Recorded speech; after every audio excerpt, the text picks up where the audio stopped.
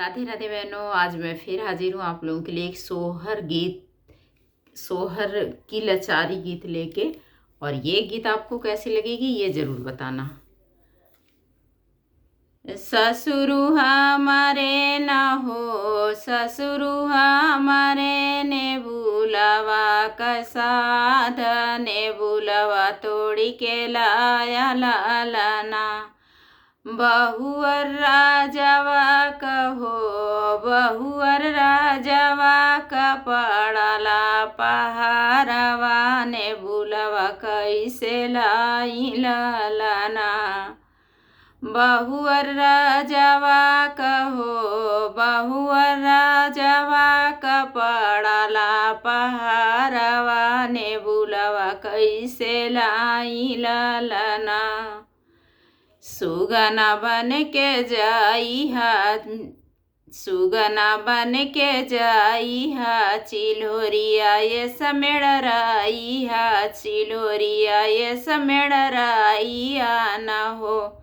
ससुरुर से हो, ससुरुर से डरिया वो नाइया, ने बुलवा तोड़ी के लाया लालना।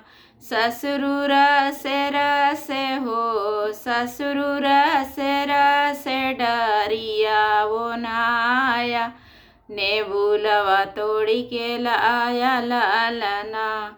भसुरु हमारे न हो, भसुरु हमारे ने बुलवा कसाध, ने बुलवा तोड़ी के लाया लालना। छोटी राजवा कहो, छोटी राजवा का पड़ाला पहाड़वा, ने बुलवा कैसे लाई लालना। भयउ राजवा कहो, भयउ राजवा का पड़ाला पहाड़वा, ने बुलवा कैसे लाई लालना। सुगना बन के उड़ी हा, चिल्होरिया ये समेड़राई हा, चिल्होरिया ये समेड़राई हा न हो।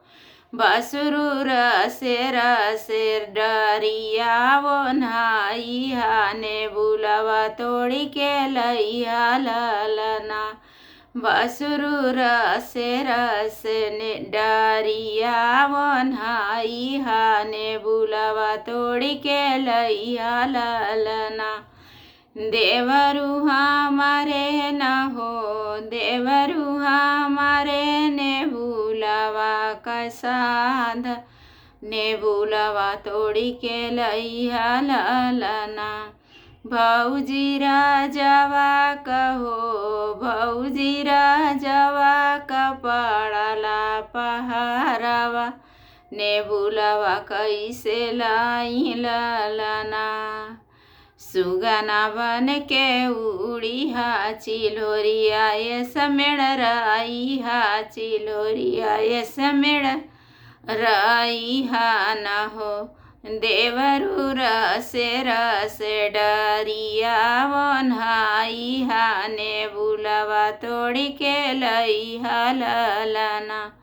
देवरु से डरिया वो नाई हा, ने बुलवा तोड़ी के लैया लालना। राजा हमारे न हो, राजा हमारे ने बुलवा कसाध, ने बुलवा तोड़ी के लैया लालना। रानी राजवा कहो, रानी राजवा का पड़ाला पहाड़वा, ने बुलवा कैसे लाई रानिया। सुगना बन के उड़ी हा, चिल्होरिया ये समेड़राई हा, चिल्होरिया ये समेड़राई हा न हो। राजा से डरिया वो नाई हा, ने बुलवा तोड़ी के लैया सजना। सजना रस डरिया ओन्हाई हाने बुलावा तोड़ के लैया राजवा। कैसा लगा ये गीत बताना जरा।